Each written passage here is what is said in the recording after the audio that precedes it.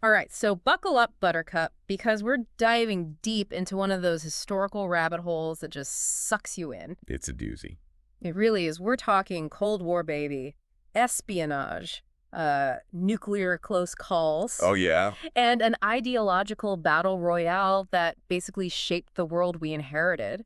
And, you listeners out there, you sent us some really fascinating sources on this. And, we're all about going beyond, like, the boring textbook version, right? Yeah, absolutely. To find, like, the juicy bits, the stuff that really makes you go, whoa, I didn't know that. It's a time period that I think is often really misunderstood. A lot of people, they just see it through a very sort of specific lens. But to really understand, like, the complexities of today's world, like the global chessboard we're living on, Right. you kind of got to understand the moves that got us here. Right. And it's like, that saying, those who cannot remember the past are condemned to repeat it. Word. Only this time the repeat could involve, well, mushroom clouds. So, Yeah, let's try to avoid that. yeah, let's avoid that at all costs. But let's not get ahead of ourselves. We're starting, right after World War II. And this is where it gets really interesting, right? Because you'd think, like, the U.S. and the Soviets, they were allies. Right. They just fought this massive war together. You'd think they'd be, I don't know, doing the whole victory lap thing. Yeah, breaking out the champagne. Exactly. Right. Kumbaya moment. Not quite. Not quite.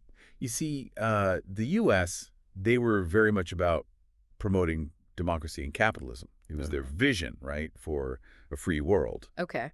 The Soviets, on the other hand, under Stalin, they had very different plans. A little different. They were all about expanding communism, creating, their idea of a world order where the workers held the reins. And those two ideologies, let's just say they clashed like cymbals in a jazz band. They did not exactly get along. Not quite. So we have this fundamental clash of ideas. It wasn't just about, like, who had the most tanks or who could build the biggest bombs. It was about, really, whose vision for the future was going to prevail, right? Absolutely. Yeah. And it shaped everything. I mean, this clash, it went way beyond rhetoric, right? It determined policies, alliances. Wow. It even influenced art and music. Really? Oh, yeah. It was everywhere. But to understand how this clash played out on the ground, we need to look at some of the key moves, Right. the strategic plays on this global chessboard. And one of those is, got to talk about the Truman Doctrine in 1947. This is where the U.S. officially adopts the policy of containment. And this was a defining moment in the Cold War. Okay, containment, it sounds a bit like, I don't know, trying to keep a lid on a pot of boiling water. What did that actually entail? That's actually a pretty good analogy. Imagine this. The U.S. saw communism as this kind of like contagious disease, right? And containment was their way to stop it from spreading past its current borders. They were basically willing to back any government, democratic or not, Wow. as long as it meant keeping the communist threat in check. So think like Greece and Turkey. They were early recipients of U.S. aid under this very doctrine. So it wasn't necessarily about, like, being altruistic. It was more about a strategic move to prevent, like, the dominoes from falling, right? Exactly. Prevent those dominoes from falling. And this policy had huge, huge consequences, shaping U.S. foreign policy for decades. I mean, it's fascinating to look back at more modern foreign policy debates through this lens of containment. Like, were there echoes of this in, say, interventions in Central America during the 80s, or even how we see certain nations approaching the rise of, say, China today? It really makes you wonder about the long-term ripple effects of a doctrine like that. Yeah, it's like the ghost of Cold War policy haunting the halls of global politics. 100%. You could say that. And this whole strategy of containment, it wasn't just about flexing military muscle, right? Like sending troops everywhere. There was an economic dimension to it, too. And that's where the Marshall Plan comes in. Okay. This massive aid package designed to help rebuild a war-torn Western Europe. Makes sense. The thinking was strong economies, they're likely to be swayed by those communist promises, right? Okay, so it's like, let's build houses, not bombshells, kind of. That was the sales pitch. Right. And rebuilding Europe was obviously a major, major goal. But you don't spend that kind of money without some strategic calculations, right? Right. Revitalized Western Europe, it would be a bulwark against Soviet influence. A shining example of capitalist success. It's interesting to think, would this have happened without that looming threat of communist expansion? Was the Marshall Plan truly about rebuilding? Or was it also about winning hearts and minds in this ideological struggle? Right, because it's almost like a high-stakes game of chess, but you're using entire economies as the pawns. Exactly. And speaking of high stakes, the Cold War wasn't just fought on spreadsheets and in speeches. It got Yeah. very, very real in places like Korea and Vietnam. Absolutely. And those weren't just some regional conflicts. They became proxy battlefields Right. where the U.S. and the Soviet Union, while very carefully avoiding any kind of direct conflict, were very much the ones calling the shots. Wow. And it's kind of a chilling thought, really, how close those proxy wars came to igniting a much, much larger conflict. It's almost unfathomable, really. Millions of lives just hanging in the balance because of this ideological struggle playing out on foreign soil. Like take the Korean War, 1950, you have communist North Korea backed by, the Soviets and China, and they invade U.S.-backed South Korea. Boom, the first major hot conflict of the Cold War. And it wasn't just Korea. Vietnam became another tragic chapter in this whole proxy war saga. Yeah, Vietnam was a whole different beast, a long, drawn-out conflict that really, I think, exposed the limitations of containment, and the real moral complexities of these interventions.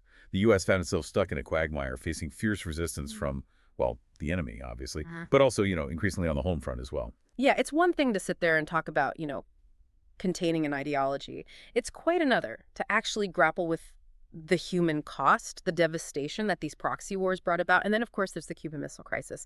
Like, if ever there was a moment when it felt like the Cold War could go nuclear, this was it. All right. October 1962. I mean, the whole world just watched with bated breath as the U.S. and the Soviet Union, stared each other down, nuclear arsenals primed and ready. Imagine the tension. I mean, U.S. spy planes, they discover Soviet missiles in Cuba. We're talking 90 miles from Florida. Kennedy announces a naval blockade. And for 13 days, 13 excruciating days, the world holds its breath. I mean, it's a masterclass in brinkmanship, right? But it also reveals this terrifying truth about the Cold War. That beneath all the posturing, all the rhetoric, the fate of the world often rested on like a knife's edge. One miscalculation, one impulsive move, and, it could have been all over. It's a wake-up call, the Cuban Missile Crisis, like a stark realization that this game of ideological chicken had consequences that were far too real, far too apocalyptic to even contemplate. Yeah, it's like staring into the abyss and realizing the abyss is staring right back at you. Exactly. So, I mean, how do you govern? How do you even sleep at night with that kind of threat just looming over everything? Right. I mean, that's the paradox of the nuclear age, isn't it? The very weapons that are meant to deter conflict, they become the source of this constant, existential dread. Yeah. And both sides, the U.S. and the Soviet Union, they're trapped in this terrifying spiral, right? Yeah. Mutually assured destruction. MED, as they called it. MD, indeed. It's almost too darkly ironic for words, It really is. But it wasn't just about nukes, was it? I mean, this ideological battle, it seeped into every aspect of life, it seems like, even like the race to space. Oh, absolutely. The space race, I mean, it was as much about national pride, about proving technological superiority, as it was about, actual scientific exploration, pushing the boundaries of human knowledge. Right. Sputnik, a little Soviet satellite that could. 1957, that launch. It was a real kick in the pants for the U.S. Talk about a wake-up call. It's like, hey, those communists, they're orbiting our planet while we're still trying to figure out tail fins on Cadillacs. Right. And Kennedy, to his credit, he seizes on this, right? And he sets this incredibly ambitious goal, put a man on the moon before the decade's end. And, well, as we know, they pull it off. Apollo 11, Neil Armstrong, one small step for man. Iconic. It captured the imagination of the entire world. Absolutely. But looking back, I mean, it's clear that the space race wasn't just about planting a flag on the moon. Oh, it was about so much more than that. It was this tangible manifestation of the ideological battle, right? A way for both sides to prove that their system, their way of life, was superior. And it pushed the boundaries of science and technology in ways that, honestly, we're still benefiting from today. That's amazing. It really is. But let's not forget, this was also a time of intense paranoia. Yeah. Spies lurking in the shadows, whispers, accusations, Like something out of a John le Carré novel. Exactly. The U-2 incident in 1960, right? Yeah. When that American spy plane gets shot down over the Soviet Union. Talk about a diplomatic nightmare. Oh, yeah. Huge embarrassment for the U.S. Exposed their whole covert surveillance program. And it really just ratcheted up the tension between these two superpowers. And that's just one example. The world of espionage was a whole other battleground during the Cold War. This whole shadow war happening alongside the more overt conflicts. Yeah, it's both fascinating and kind of unsettling to think about. Oh, absolutely. All this tension, this ideological tug of war. I mean, it couldn't last forever, could it? You're right, you're right. Even the most rigid systems, they have their breaking points. And in the 1980s, a new leader emerges in the Soviet Union. A man who would play, I think, a pivotal role in bringing the curtain down on the Cold War. Mikhail Gorbachev. Gorbachev, the man with the birthmark and, well, the reforms that would change the world. Tell us about this guy. He was different, like a new breed of Soviet leader.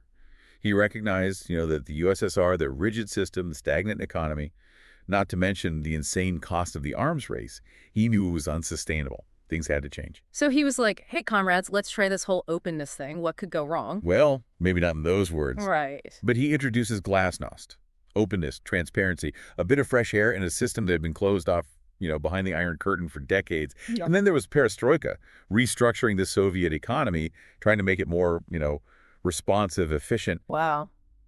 Imagine the shockwaves these reforms sent through the system. Yeah, it's like trying to teach an old dog new tricks, but the old dog is a superpower with, a nuclear arsenal. Right. So how did that go over? Did the system just say, oh, okay, sure, let's give this a go? Not quite. Change is never easy, especially not in a system as, let's say, entrenched as the Soviet Union.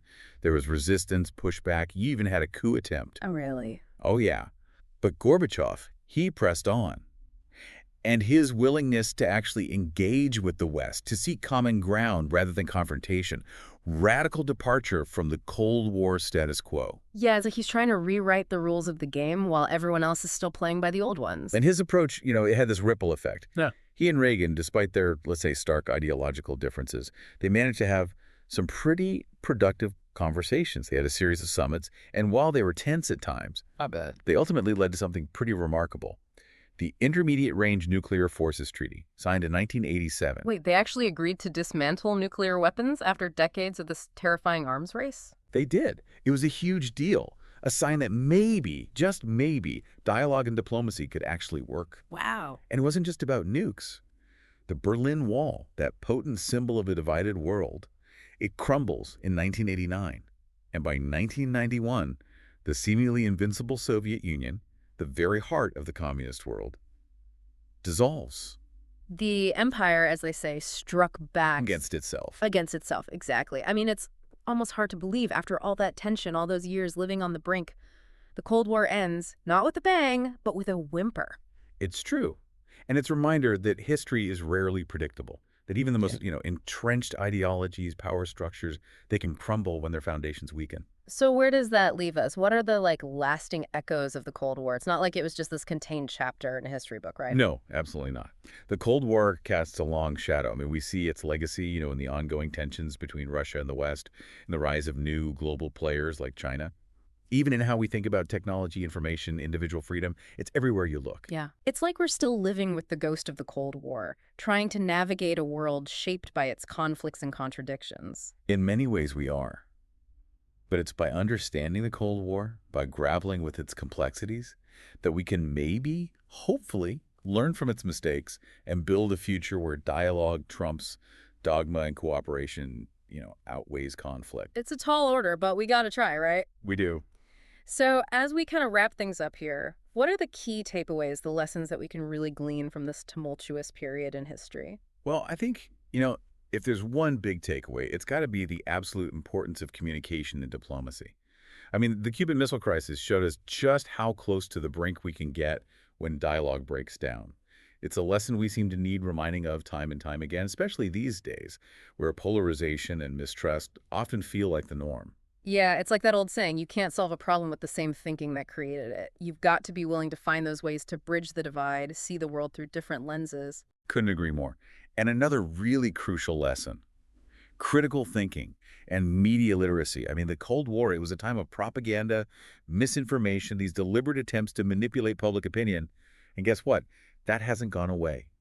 If anything, it's become even more pervasive in the age of, social media and instant information. We have to be discerning consumers of information, questioning our assumptions, seeking out multiple perspectives, and being very wary of anyone who's selling, easy answers or simplistic narratives. It's about being, active participants in shaping our own understanding of the world. Yes, not just passively taking in whatever information comes our way. Exactly. We have that power now more than ever. We do.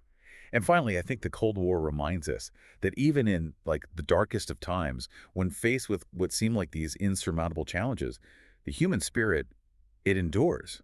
The people who lived through the Cold War, I mean, they faced the very real threat of nuclear annihilation, yet they still found ways to hope, to resist, to build a better future. It's remarkable. It is. And that resilience, that unwavering belief in the possibility of a better world, that's something we should all carry with us. It's a powerful message, and one that feels incredibly relevant today. Well, there you have it. The Cold War. A time of spies, nukes, and, well, rock and roll. A time that still shakes our world in these really profound ways. A period of extraordinary tension, but also, incredible innovation and change. And its lessons, they continue to resonate, reminding us of the importance of dialogue, critical thinking, and, well, just that enduring power of hope. Beautifully said. And on that note, we'll leave you with this thought. The Cold War may be over, but the struggle for a more just, equitable, and peaceful world, it continues. It's up to all of us to learn from the past, to engage with the present, and to help shape the future that we want to see. Until next time, keep exploring, keep questioning, and keep diving deep.